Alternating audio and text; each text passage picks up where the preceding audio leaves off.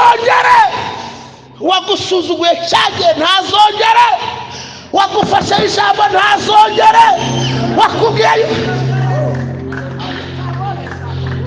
ibintu byawe bigomba kugira ijambo, ibintu byawe bigomba kugira agaciro, ibintu byawe bigomba kugira ubuhamya, ibintu byawe bigomba kuba ari amashimwe, ibintu byawe bigomba kuba ari impinduka.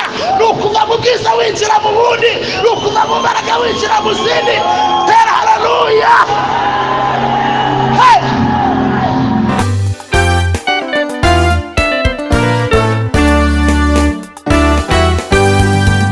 Bakirisito tukana mw'ijuru, muze dushikame kw'imiraba iri mu rugendo, iratudindiza ikatuzunguza tukanyeganyega. Ibibazo byo muri ubu buzima ntabwo birangira, bihindura isura kimwe kitavaho hakaza witindi.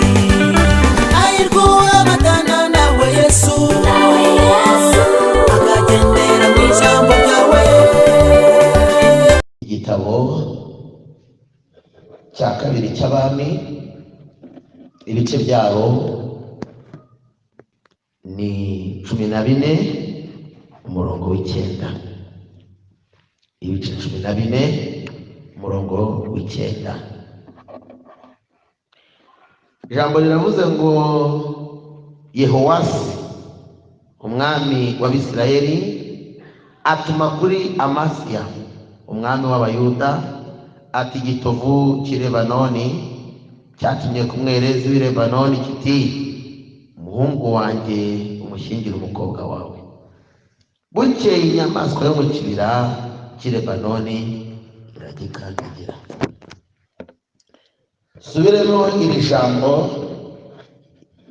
Yehowasi umwami w'Abisirayeli atuma kuri Amasiya umwami w'Abayuda ati, igitovu cy'i Lebanoni cyatumye ku mwerezi w'i Lebanoni kiti, umuhungu wanjye umushyingire umukobwa wawe.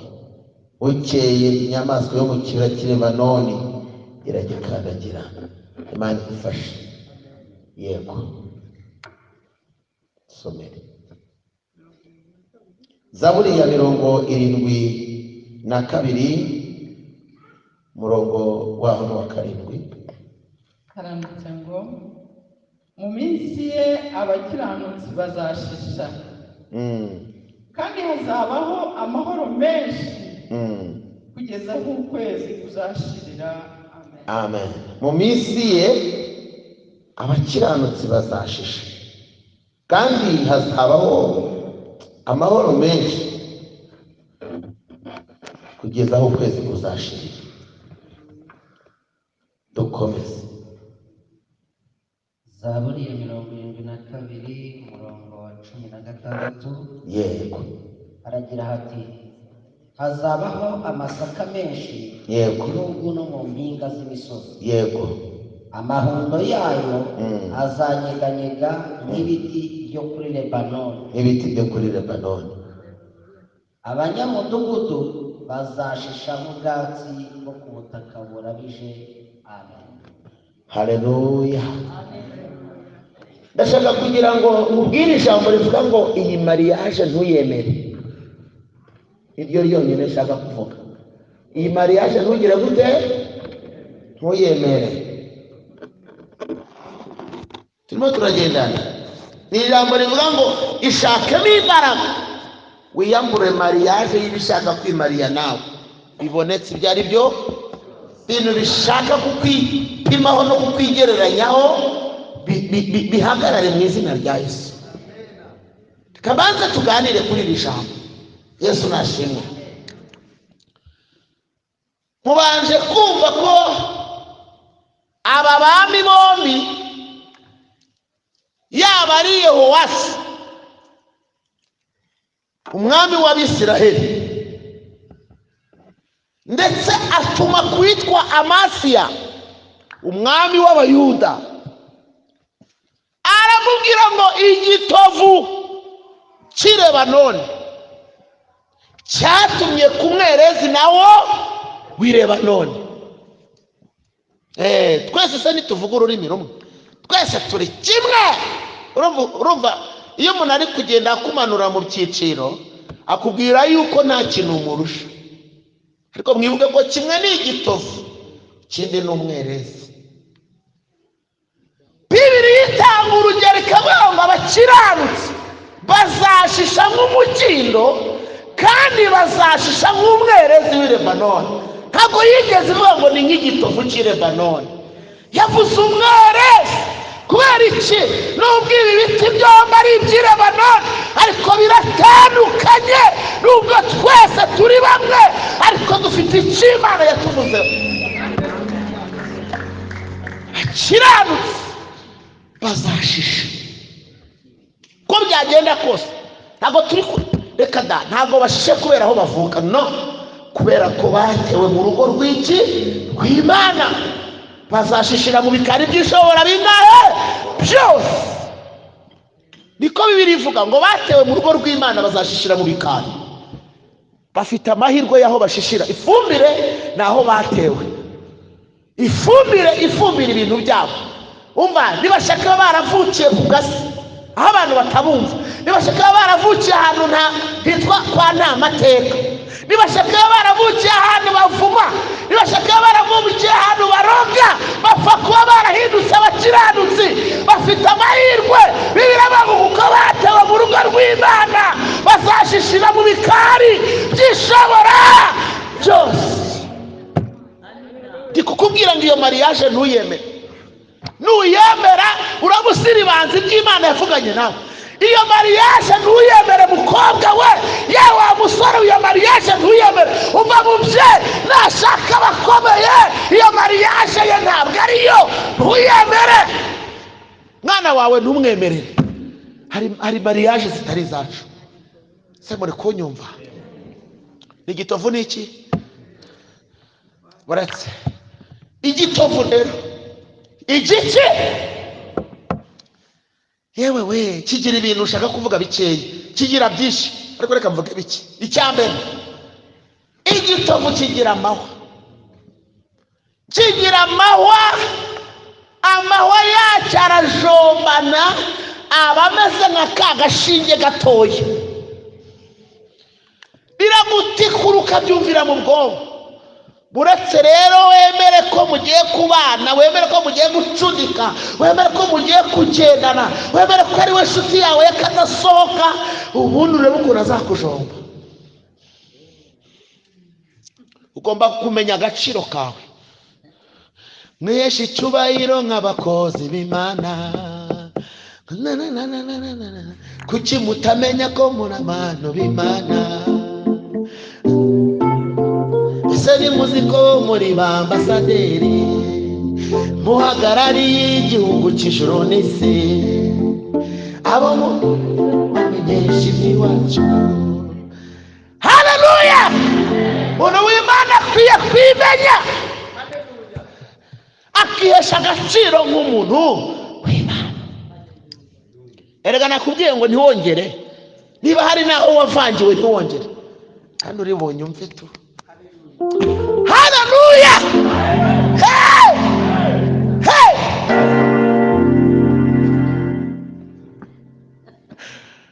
Igitovu kirajomba kikagupika.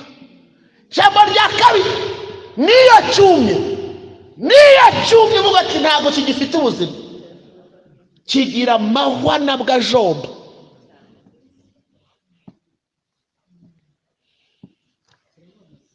Kirababaza, kiragushegesha.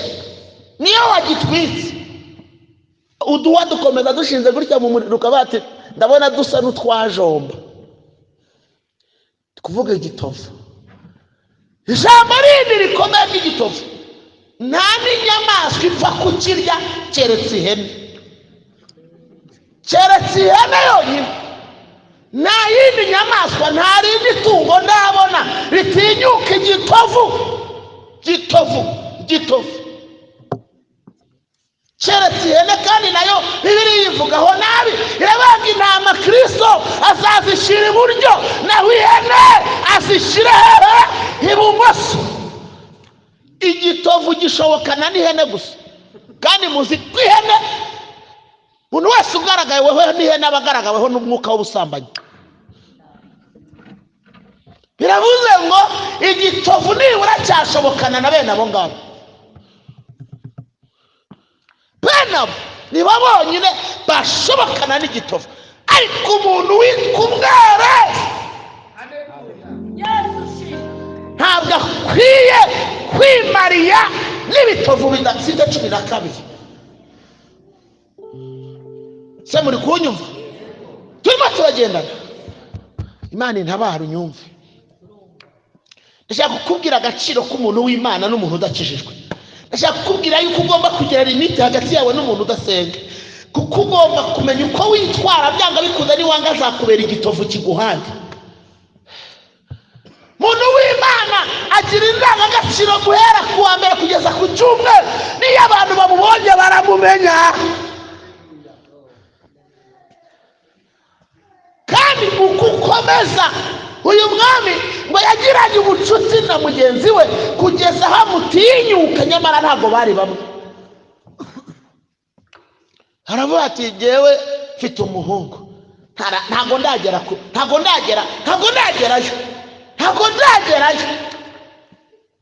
Ijambo rindi rimbabaza, igitovu kigira umuryango urandagatana. Iyo kiri mu butaka ntabwo washingura kiriya cyameze gusa ngo kivemo kibe kirangiye. Reka da, hasi mu ndiba kigira ubundi buntu burandagatana. Niyo uvanyemo cya nyina, ibisigayemo bibyara ibindi bitovu.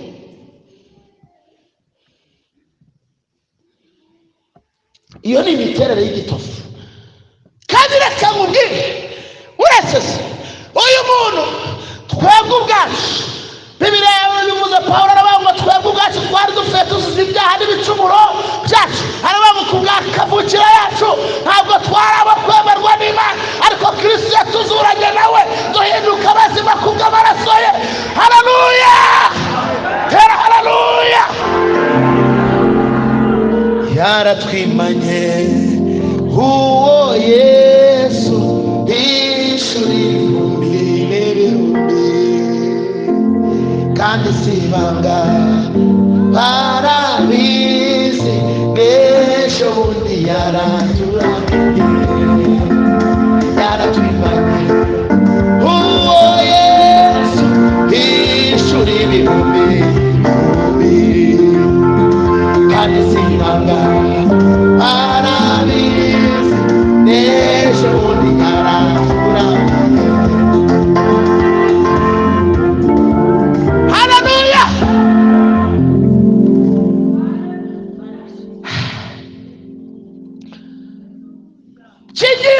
Kigira umuryango.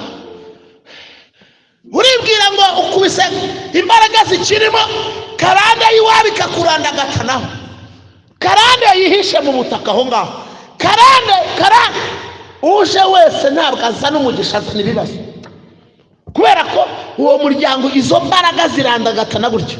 Nibwo zitagaragara ariko zirahari, nubwo zitaboneka ariko zirakora, nubwo utazireba ariko zifite ingaruka, nubwo utazibonye ariko zizakugiraho ingaruka. Iyo mariage ntuyemere mu izina rya Yesu. Uri umuntu w'Imana ishobora bingahe byose. Imana yakuvuzeho ikuvugaho umugisha.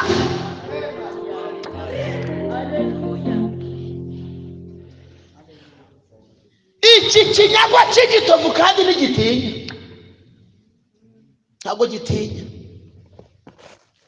Naratinye n'ukuri kw'Imana. Iki gitovu ntabwo kigira isoni, nta soni kigira, kiba cyumva nacyo kiriho neza ngo Yehowasi neza aravuga tumva, umuhungu wanjye gitovu utarigeze asenga, utazi n'amasezerano yawe, utazi n'icyo Imana yakuvuzeho, ndashaka ko umushingira umukobwa wawe mwereze. Ndashaka ko umushingira mwereze. Twarebye dusanga ntacyo turusha, twarebye dusanga natwe byatubera, twarebye dusanga turi mu rwego rumwe. Kuki abakiranirwa bagubwa neza, warabateye bashora imizi, barakura bagira imbuto nyinshi, ariko bakure imitima yabo, ariko bakure imitima yabo. Ukibaza kw'Imana yakuretse, ukabona ko yagutereranye, bamba ntabwo yakuretse, ntabwo yakwibagiwe. Ubwo bimeze bityo, ntabwo yakuretse, oya ntabwo yakwibagiwe. Ubwo bimeze bityo.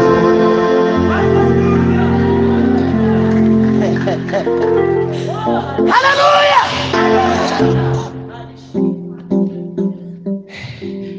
Umuhungu wanjye Gitovu yakuze, none ndagira ngo umushingire mwerezi, data wa twese, ipu mu izina rya Yesu. Ipu byabaye cyagiye ntibisongere ukundi. Haleluya. Ayayaya, ndi guhanura, ndi guhanura. Byabaye cyagiye ntibisongere. Wagusuzuguye cyagiye ntazongere, wagufashe ijambo ntazongere, wakubwiye ibintu byawe bigomba kugira ijambo, ibintu byawe bigomba kugira agaciro, ibintu byawe bigomba kugira ubuhamya, ibintu byawe bigomba kuba ari amashimwe, ibintu byawe bigomba kuba ari impinduka. Ni ukuva mu bwiza winjira mu bundi, ni ukuva mu mbaraga winjira mu zindi. Tera haleluya.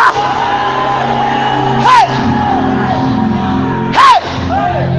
Hey!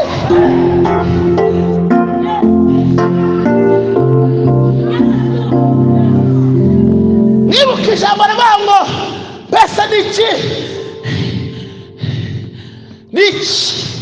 ni iki abayuda barusha abandi? Kavuga ngo babarusha muri byose, kuko babitse ibyavuzwe n'Imana. Abantu Imana yavuganye nabo mutera haleluya. Abantu Imana yavuganye nabo haleluya. Abantu Imana yavuganye nabo haleluya. Esa cosa bonera sabonia, shandara cosa gola pistamo, mani shimwe. Akitarabini weri hais, shande soke deboni ya pi, lakitado la sinimeni koberia. Imbaraga zabo zakugizeho impact, zakugizeho ububasha, zakugizeho ubushobozi. Utaragera mu nzu y'Imana, utarasobanukirwa, utaramenya agaciro k'abantu b'Imana, utaramenya imbaraga zigukoreramo. Ariko guhera none yagira uwongera kukwinjirana, yagira uwongoroka, yagira uwiringaniza nawe, yagira ukwiresheshaho, yagira ukwirataho. Uri umuntu w'Imana, ufite amasezerano ya none n'ay'ejo hazaza.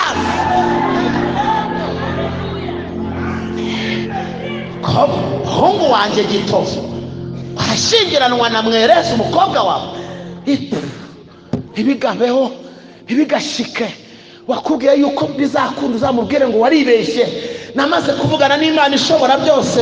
Yobu yaravuze ngo naho yanyica napfa nyiringiye, arabanga ibyo byiringiro zabimanukana bigeze ku ndiba y'isi. Ndashima Imana, abantu b'Imana dufite ibyiringiro bya none n'ejo hazaza. Abandi bari muhaguruke mutere haleluya.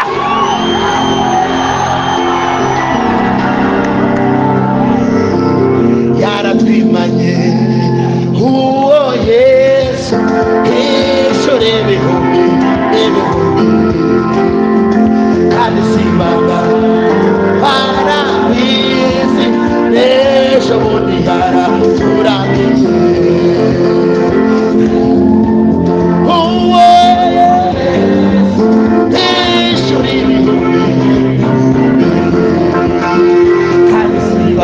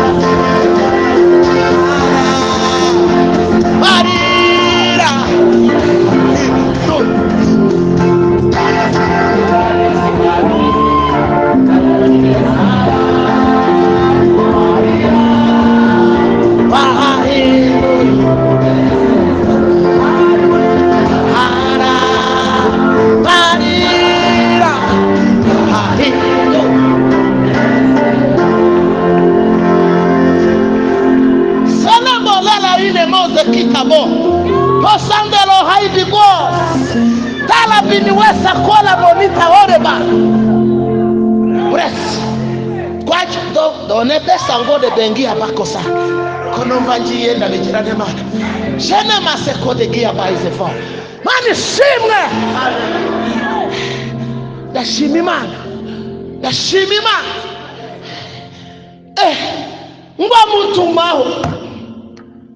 ngwa mutumaho ngaramubwira ati ngewe urumva dufite iyo ndebye imodoka ugendamo nanjye mba numva nanjye ntacyo bimbwiye kwinjira iwawe. Iyo ndebye urwego rwawe mba numva utankanga. Iyo ndebye nkabona uko umeze ariko menya ko muri wowe indani hari n'izindi mbaraga, harimo ubundi butunzi abantu batabona, harimo ubundi budahangarwa, harimo izina n'agaciro, harimo ubuzima budasanzwe, harimo icyerekezo Imana yavuganye nawe. Tera haleluya.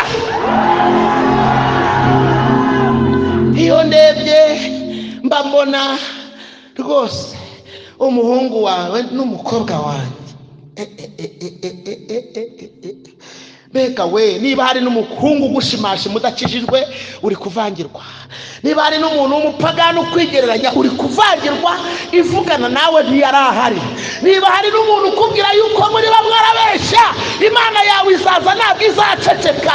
Niba hari n'ukubwira yuko bitazakunda arakubeshya, Imana ifite uburyo izakugirira neza. Niba hari n'ukubwira ko bitazemera arabeshya, uko bukeye uko bwije tuva mu bwiza twinjira mu bundi. Haleluya. Wowe ni wabishobora, wowe ntago washobora gutegeka izo mbaraga, ariko dufite itegeko rivuga ngo inyamaswa yo mu kibira ariyo yitwa Kristo ngo igiye gukandagira igitofu. Hari ibintu tugiye gukandagira nonaha, hari amateka tugomba gukandagira nonaha, hari imbaraga zadukurikiye tugomba gukandagira nonaha, hari agasuzuguro k'abazimu tugomba gukandagira nonaha, hari ibyatuvongereye tugomba gukandagira nonaha. Haleluya.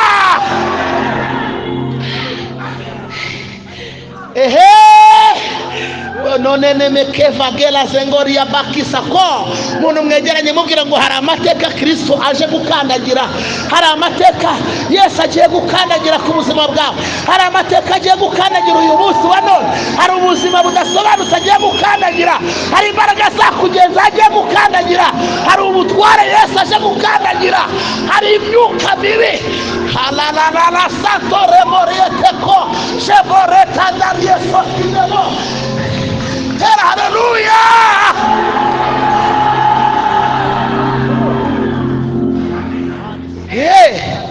Nimureba muraza gusanga ari inyamaswa y'i Lebanoni, ntabwo ari ibonetse. Erega Lebanoni ni amateka. Lebanoni hari igitovu ariko hari n'umwerezi wavuzweho, hari n'umwerezi ufite agaciro, hari n'iki, hakaba n'inyamaswa yo mu kibira. Muzasome muzasanga ari Kristo. Iyo nyamaswa ngo yo mu kibira izanywe no gukandagira igitovu, kuko wowe ushobora no kugikandagira nabi kikakuziranira, ushobora no kugikandagira nabi.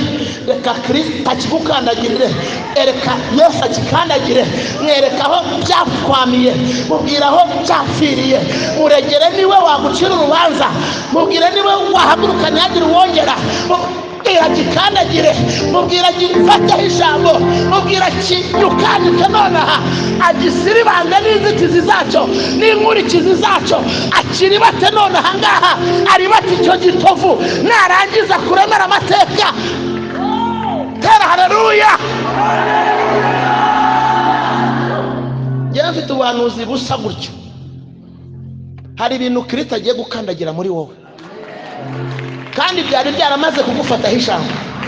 Hari ibintu Imana igiye gusobanura uyu munsi, hari ibintu Yesu agiye gutandukanya n'ubuzima bwawe. Hari amateka atagomba kugukurikirana guhera none. Hari amateka atagomba gukurikirana abana bawe. Hari amateka atagomba gukurikira umuryango wawe. Hari ibintu bitagomba kwinjira mu rugo rwawe. Hari ibintu bitagomba kuba mu buzima bwawe. Hari ibintu Kristo aje gukandagira. Hari imbaraga Yesu aje gucurya nonaha. Hari ibintu yambuye ijambo kugira ngo ushime. Hari ibintu atesheje agaciro none. Hari ibintu aburishemo. Hari imbaraga yambuye ububasha. Hari imbaraga yambuye ubushobozi. Hari imitongera kubise. Hari karanda arangije. Hari tera haleluya. Agiye gukandagira nyamaswa yo mu kibira, agiye gukandagira igitovu cyo gatsindwa n'Uwiteka. Hayi wewe mana si rimwe kandi si kabiri, nabonye ineza yawe. Mana si rimwe kandi si kabiri, nabonye ineza yawe. Mana si rimwe kandi si kabiri, nabonye ineza yawe. Hayi mana si rimwe kandi si kabiri, nabonye ineza yawe. Hayi mana si rimwe kandi si kabiri, nabonye ineza yawe. Hayi mana si rimwe kandi si kabiri, nabonye ineza yawe.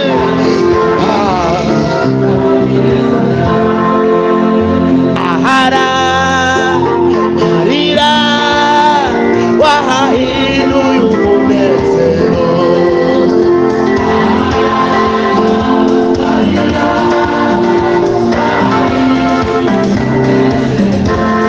Oya nagira ngo turirimbana akantu noneho kitwa imbaraga zirema.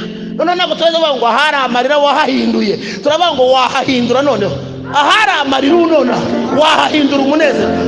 Wahahindura umunezero. Ahari amarira none wahahindura umunezero. Ahari amarira wahahindura umunezero.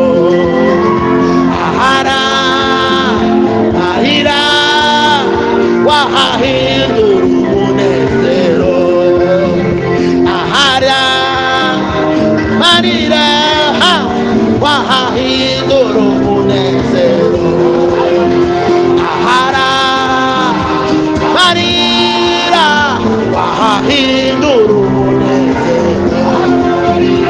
Ahari ibibazo wahahindura ibisubizo. Ahari madeni wahahindura ibisubizo.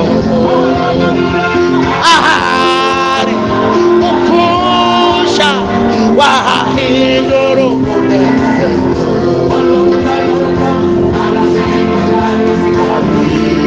Nabonye ineza yawe. Mana si rimwe kandi si kabiri, nabonye ineza yawe. Mana si rimwe kandi si kabiri.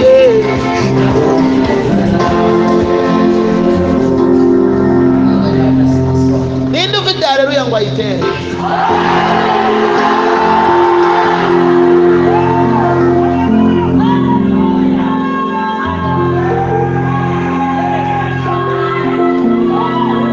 Ndashaka kugutangariza iki ngiki.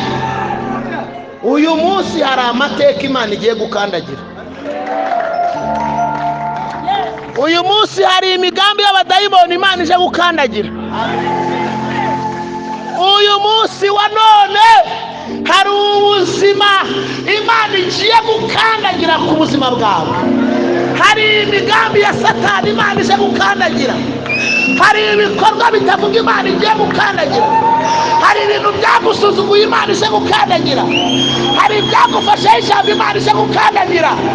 Hari ubuzima bwakuvongereye ugufata ijambo Imana igiye gukandagira. Tera haleluya rata.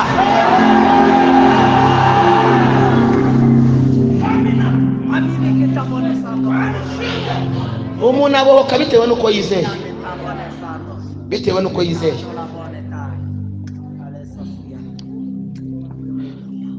Kandi nanjye uko umwuka mbwiye niko nkora. Uriteguye ko Imana ikubohora nonaha? Uriteguye ko Imana ibohora abana bawe nonaha?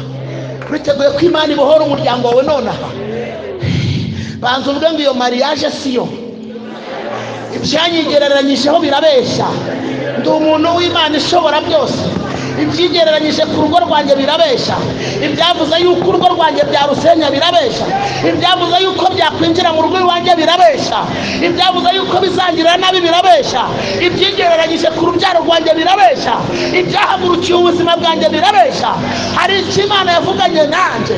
Jewe ndi umwerezi ufite agaciro. Nta gahunda mfitanye n'ibitovu.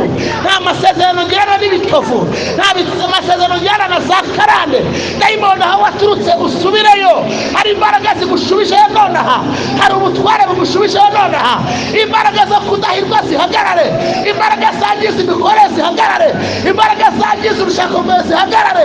Izinjira n'abana bawe bakubaka ingo bafite abadayimoni babahiga zihagarare none. Uri umwerezi, uri umwerezi, uri umwerezi, uri umwerezi, ntabwo uri igitovu. Hamiriza Satani yibwira ngo ndi umwerezi ntabwo ndi igitovu. Ndi umuntu w'Imana ntabwo ndi igitovu. Ndi umuntu w'Imana ntabwo ndi umupagani.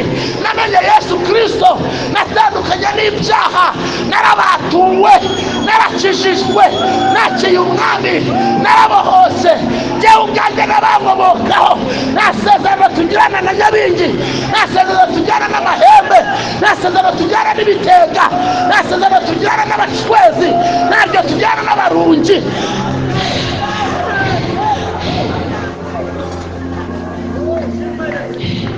Helase Borias Chandelo la Kerbergo Hai wazango de bone anaze kota divini we Hene mase kota ibeko kuko nubagiye kuboneka kuboka gukomeye.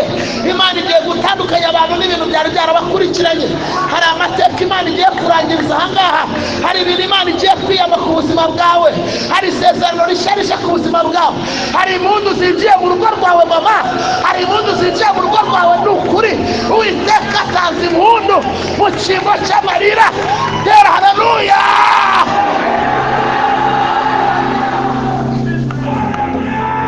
Shankola Rabini Westa Maide Hose Gere Bere Gori Amiri Krone Shande Bonia Baki Kando Gile Mo Havake Kosako de Boni Papa Hasa Kore Bini Mene Gombe Hene Maizima Hire Sakoda Kuye Vangere Pohese ni Mori Pe Hire Sakosange de Boni Hiniba Hini Fakeza Kota Divini Horia Imani Kugira Birashaka gushira ikimenyetso ku bantu bayo kugira ngo batandukanye n'ibintu byagiye bibisiga, ibintu byagiye bibambara, ibintu byagiye bibayoboka, ibintu byagiye bibageraho, ibyagiye byangiza amahirwe yabo, ibyagiye byangiza ingo zabo, ibyagiye byangiza izo business, ibyangije amashuri y'abana bawe,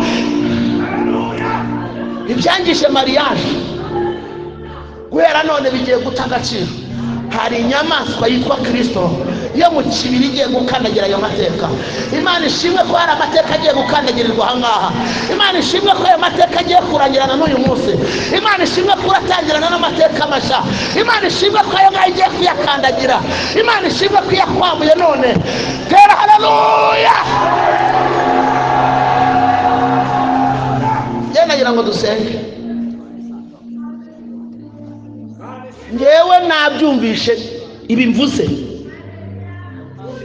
N'umuntu uri bubazize kumubwira ngo twahanuriwe n'umukozi w'Imana witwa Moyize. Yatubwiye ngo mariage ibikwigereranyaho, ibikubwira yuko usa nabyo, ibyakubwiye yuko uzapfa nkabyo, ibyakubwiye yuko muhanyisha ubuzima, ubibwire ngo ntago bishoboka. Nge ndi umwerezi mwabitovu mwe, nta gaciro mufite imbere yanjye. Urwego mwaba murimo rwose ndabaruta kuko mfite Kristo mudatunze, mfite imbaraga ziruta izanyu. Nta sezerano ngirana na Nyabingi, nta sezerano ngirana n'abarungi n'abacwezi, karande z'abadayimoni izo zirandagatana zikagera no ku bana bacu zitaye agaciro none. Nta sezerano tugirana nazo. Umuntu wumvaye amagambo araye natere haleluya. Munyemere dusenge, munyemere dusenge. nihagira n'ikikubwira ngo kirakuvogeye ukibwire ngo no, ukava muri aya masengesho afite imbaraga gutya, Imana ikubohoye gutya, umupagana akaza kukwiresheshaho ngo nuko nguri umukobwa ngabona ngo ugeze mu gihe, ujye umubwira ngo genda umwereze. Niba unyeneye uzakizwe nkanjye, wiyambura imbaraga z'igitovu, banze uhindurirwe izina. Mani banze ihindura izina, sajya umubwira ngo ndi umwereze, ntabwo mvogerwa n'ibibonetse byose.